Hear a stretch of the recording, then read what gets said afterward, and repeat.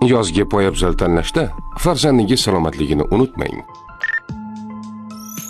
Ortoped shifokorlar quyidagi poyabzal turlarini tavsiya etmaydi.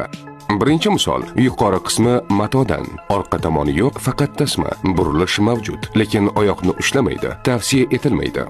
Ikkinchi misol, orqa tomon qattiq, bu yaxshi, mahkamlovchi tizimi yo'q, tagi butunlay tekis, tana og'irligi noto'g'ri taqsimlanadi, tavsiya etilmaydi. Uchinchi misol, orqa tomoni yumshoq, oyoqni mahkamlovchi tizimi yo'q, burilish mavjud, tuzilmasi zaif, tavsiya etilmaydi.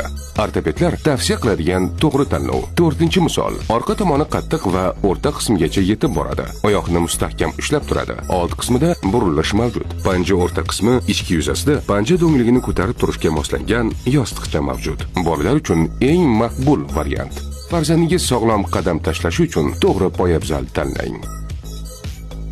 Tibbiyot bir yuzuvchi rasmiy kanal